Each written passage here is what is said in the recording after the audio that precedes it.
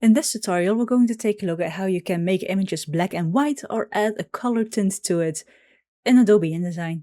So the first thing we're going to do with our image is select it by clicking this content grabber, the round thingy in the middle.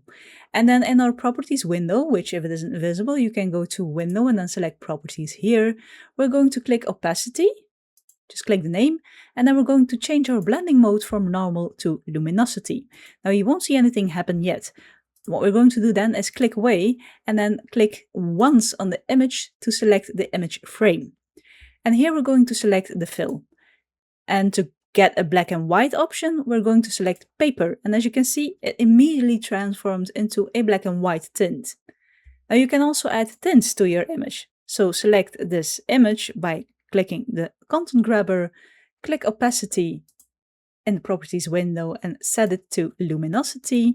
Then click away from the image, click the image once here to select the frame, and then in properties, click the fill again. And now we're going to go for a nice magenta tint. So you can downgrade it here in the tint option and make it a nice, for example, 15%, which gives you a nice magenta-ish tint.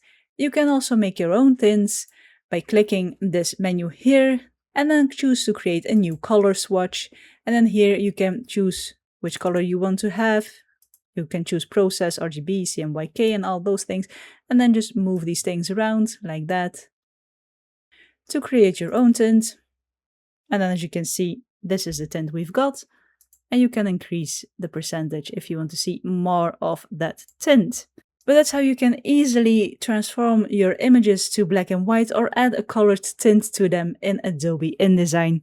Like the video if you liked it, subscribe if you want to see more of my videos, and as always, thank you for watching, and I'll see you in the next one.